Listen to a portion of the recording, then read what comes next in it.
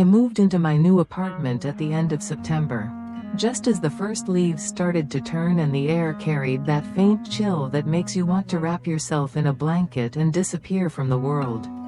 The building was old, tucked into a quiet alley far enough from the city center that I could finally fall asleep without the sound of traffic, only wind brushing through the trees outside. I didn't expect to feel peace the way I did, sitting alone on the wooden floor, surrounded by unopened boxes and bare windows. But maybe I had been longing for this silence far longer than I realized.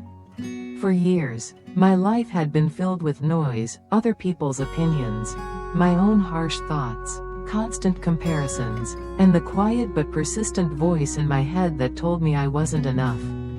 I used to hate my body. That's putting it kindly. I resented it. I hated the way I looked in mirrors, the way I felt standing next to other people, always smaller, thinner, prettier. Every meal was a battle, between hunger and guilt, between logic and punishment. Some days I barely ate. Other days, I ate too much and cried afterward, ashamed, determined to fix myself somehow. I don't even remember where it all started. Maybe a careless comment, maybe a glance that lingered too long, or maybe just the quiet poison of scrolling through pictures of flawless lives online. But I do remember the feeling of not being enough, not thin enough, not pretty enough, not lovable enough. For years, I lived as though I were holding my breath, smiling, working, showing up. On the outside I was fine, but inside there was a hollowness I couldn't name. And then, one day, I broke. There was nothing dramatic about it. I just couldn't get out of bed. I stared at the ceiling and realized I was tired. So tired of pretending. That wasn't the first time I had hit a low point, but it was the first time I didn't want to crawl back into the life I had before. I quit my job, deleted social media, turned off my phone, moved out of the city that I had once thought was the only place I could belong. And then, somehow, I found this place, a small bookstore tucked into the quiet outskirts of town. A new beginning, a simple job, arranging books, making tea for customers, and occasionally chatting about healing novels and poetry.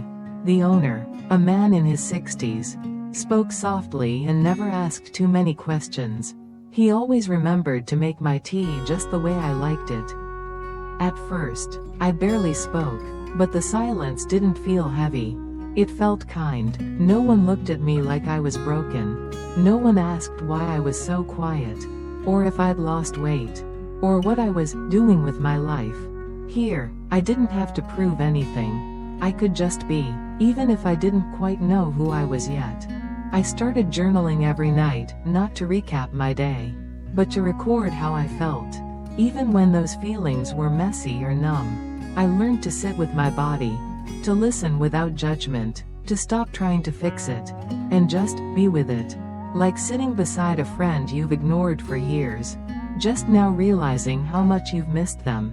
Eventually, I remembered what it felt like to like something, not because it made me look good or sound impressive, but because it brought joy. I started painting, just messy little sketches with watercolors. The first ones were awkward and clumsy, but I didn't tear them up. For once, I let myself be imperfect, and stay that way. This new life isn't always easy. Some nights I still lie awake and wonder if I'm just hiding. Some days I still look in the mirror and feel disgusted, but I don't punish myself for it anymore. I just write it down. Let the feelings pass like waves, no resisting, no drowning, and slowly, things feel lighter, not because I'm healed, but because I've stopped trying to heal all at once. I've realized that healing isn't about repainting your life in bright colors, it's learning to live with the grays. To make peace with what you cannot change. To stay, even when it hurts. There's a strange kind of grief that comes with quiet. Not the loud, messy kind that demands attention, but the soft, almost invisible ache of realizing how much noise you used to live with. The kind of grief that comes in the morning light, when the world is still asleep. and you're left alone with your breath, your thoughts, and all the versions of yourself you've tried to abandon. In the weeks after I left the city, time became elastic. Some days passed so slowly I could feel every minute stretch out like a thread unraveling. Other days disappeared in a blink, swallowed by books and sunlight and cups of tea I forgot to finish. I started to notice things I never had before, the way the light moved through the window at 3 p.m., the sound of the kettle just before it whistles, the gentle sway of the trees outside my bedroom window. And in that noticing, I began to feel again. It wasn't pleasant at first. Feeling meant facing everything I had tried to outrun. The shame, the memories, the deep, aching loneliness that had been there long before the eating disorder, long before the body hate, long before I knew how to name any of it.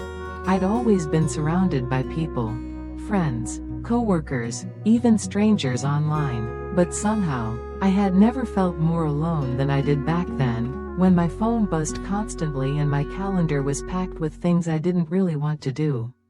Now, living alone in this sleepy town, I was genuinely alone, and for the first time, it wasn't something I feared.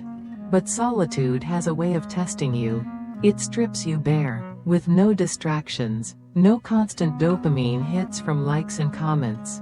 I was forced to sit with myself, and that scared me more than anything. Because the truth is, I didn't know how to be with myself without criticizing everything I saw. For years, I had curated a version of me that felt more acceptable, more likable. I knew how to pose, how to dress, how to filter my face so I could fit into the mold I thought would keep me safe from judgment, rejection, invisibility. But deep down, I knew none of it was real. None of it brought me closer to love, least of all self-love. It took me weeks to delete the rest of my social media. I kept telling myself I needed it, just to keep in touch. But really, I was afraid of being forgotten, of being irrelevant, of letting go of the tiny sense of validation that came every time someone liked a post or commented, "You look amazing." What they didn't know was that most of those pictures were taken on days I barely ate. Days I cried in the bathroom afterward. Days I smiled for the camera but hated everything behind the image. So one morning, I just did it. I deleted it all. No warning, no announcement. I just woke up, looked at my reflection, and realized I couldn't keep living for the approval of people who didn't even know me. That day, something inside me cracked open. Not in a dramatic, movie-like way, more like the slow thawing of something frozen for too long. I cried, not out of sadness, but relief. I felt like I was finally giving myself permission to exist outside of performance. In the absence of that digital noise, I had space to hear my own thoughts again. Not the cruel ones that used to echo endlessly, but quieter voices, curious ones, voices that wondered what it would feel like to wear clothes for comfort instead of appearance. Voices that asked what I liked, not what I should like. Voices that spoke gently, like an old friend I hadn't seen in years. I started walking, not for exercise or steps or calories burned, but just to feel the earth under my feet. I took a small notebook with me and wrote down things that caught my eye: the yellowing leaves, the sound of gravel, a line from a song that popped into my head. They were small things, but they anchored me. Some evenings, I lit a candle and listened to instrumental music while painting. I didn't care if the painting was good. Most of them weren't. But the act of creating something with my hands, something that didn't have to be perfect, felt like reclaiming a part of myself I didn't know I'd lost. I began talking to my body differently. Not out loud, but internally, when I looked in the mirror and felt the old familiar sting of disgust.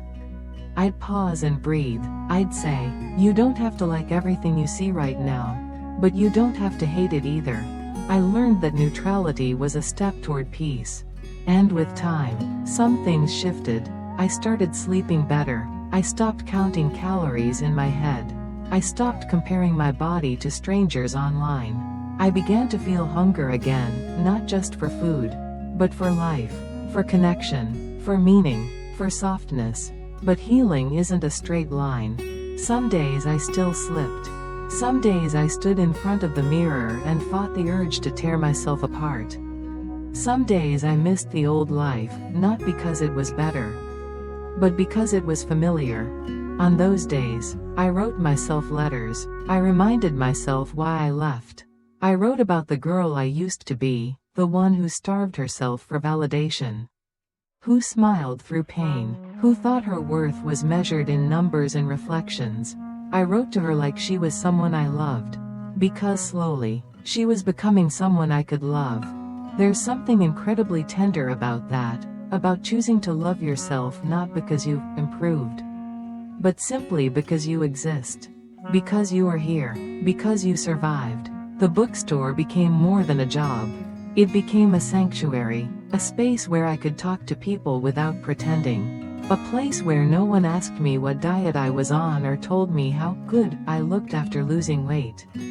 Here, people cared about stories, about kindness, about presence. One afternoon, a little girl came in with her mother. She looked at me shyly and said, "I like your earrings." They were just small wooden leaves I had made myself on a whim. But in that moment, it felt like the most sincere compliment I'd received in years. And I realized, healing doesn't always come in grand revelations. Sometimes, it comes in the quiet, in the slowness, in the little acts of choosing yourself, over and over.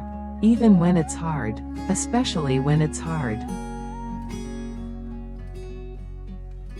Somewhere along the way, the stillness stopped feeling like a burden. It began to feel like home. By winter, I had fallen into a gentle rhythm, waking up before sunrise, making tea with cinnamon and oat milk, slipping on a thick sweater and sitting by the window to write in my journal before walking to the bookstore. There was something deeply sacred about these quiet mornings, as if each one whispered, "You're safe here, you're allowed to begin again." At first, I thought I needed to reinvent myself, to rebuild from the ground up. But as the days passed, I realized it wasn't about becoming someone new, it was about returning to the girl I'd abandoned years ago. The one who used to hum while drawing crooked little cartoons in her school notebook. The one who once danced in the kitchen barefoot without caring who was watching. So I followed her. I started doing things just because they made me feel good. Not because they had to be productive, impressive, or shareable. I took up pottery, even though my first mug looked more like a melted mushroom than something you'd drink from. I spent hours making paper cranes and taping them to the ceiling above my bed. I joined a beginner's yoga class at the community center, where the instructor had gray hair, a soft voice, and a laugh that made everyone relax. None of it made me thinner. None of it fixed me. But for the first time in years, I stopped feeling like a problem to be solved. Instead of focusing on how my body looked, I started noticing what it could do. My hands could shape clay. My arms could lift boxes of books. My lungs could fill with breath on cold winter walks. My legs could carry me up the hill behind my apartment, where the sky opened wide above the town like a secret kept only for those who bothered to climb. One afternoon, while painting a little landscape on a scrap of cardboard, I caught myself smiling, not because the painting was good, it wasn't, but because I liked how it made me feel. Focused, calm, present. There was no pressure, no comparison, no goal, just me, a brush, and the moment. That's when it hit me. This was what healing looked like. Not grand transformations or overnight breakthroughs. Not before and after photos or inspiring quotes. Healing, for me, looked like showing up to my life. Choosing softness over shame. Letting go of the performance and letting something real take its place. Still, I won't pretend it was all easy. There were days the old voices came back, whispering that I'd wasted time, that I'd fallen behind, that I'd never be normal again. And sometimes, I believed them. I'd scroll through a friend's photos online and feel that familiar sting of comparison, the filtered perfection.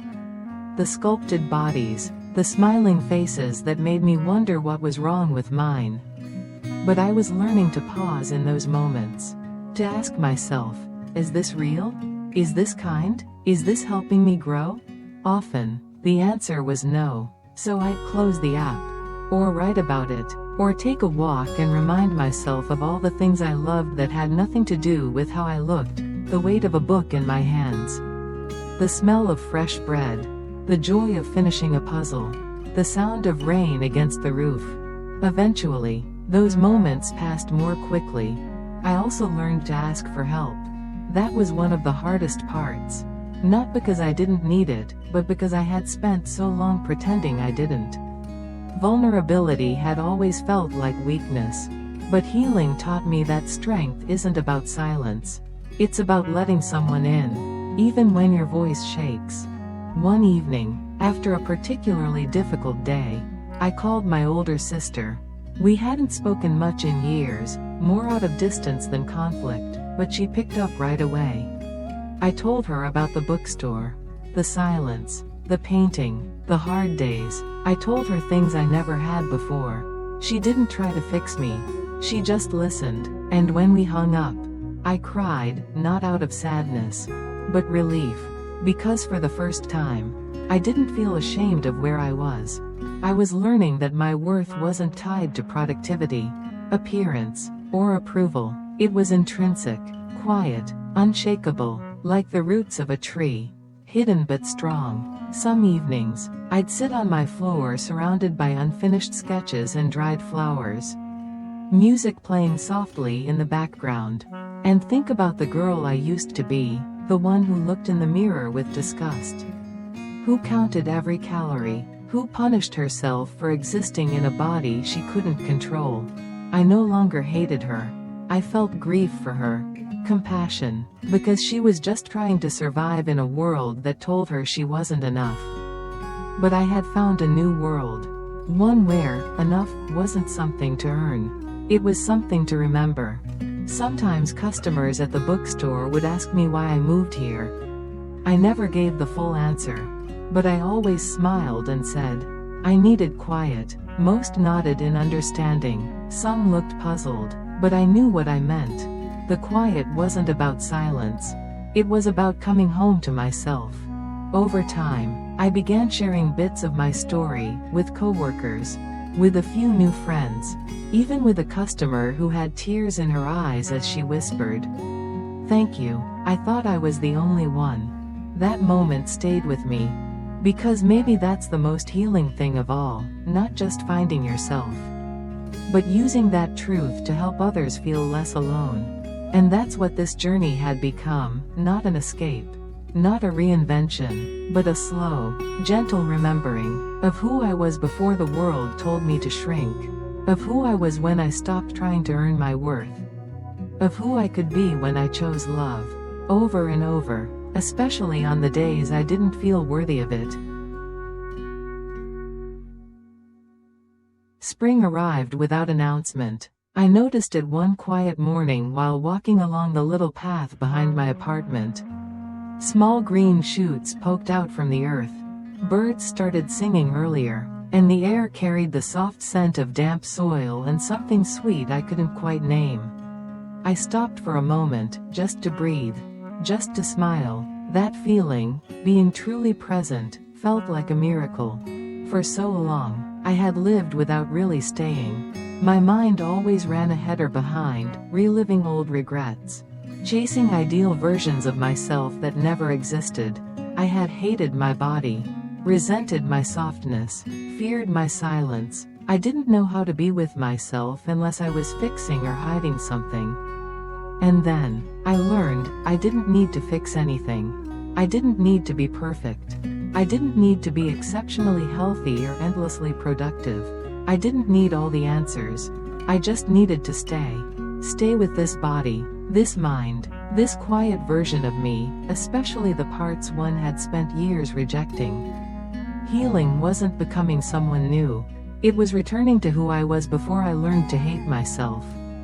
I started to share small parts of my story with coworkers, with new friends, even with a young girl who came into the bookstore one day, holding a book on meditation. She looked at me shyly and asked, "Have you ever hated yourself?" I looked into her eyes, wide, hopeful, and trembling, and said gently, "Yes, but I didn't stay there." I wish someone had said that to me when I was younger, when I was starving for approval, shrinking myself to fit impossible standards, and believing my worth depended on how little space I took up. Maybe that's why I say it now, to anyone who needs to hear it. If you've made it to this part of my story, if you've seen pieces of yourself between the lines, then please listen closely. You don't have to love your body right away. You don't have to wake up every day feeling confident or radiant. Sometimes, the bravest thing you can do is simply stop hating yourself. That alone is a beginning. You don't have to be fully recovered to be worthy of love. Healing is not a destination, it's a rhythm. Some days you move forward. Some days you pause. Some days you fall back. All of it counts. Give yourself permission to rest, to ask for help, to not have it all figured out. You don't have to earn your right to exist, not from the world, not even from yourself. And if you feel alone, if you're looking at your body like a stranger, if you're lost in the silence that no one else sees, please know this: you are not broken. You are not too much or too little. You are not behind. You are human, and you deserve a life where gentleness is the default, not the exception. Start with something small, something that feels like a soft yes, a song you loved as a child, a quiet walk, a warm meal without guilt, a scribbled note to your younger self. These things, they might seem tiny, but they carry light.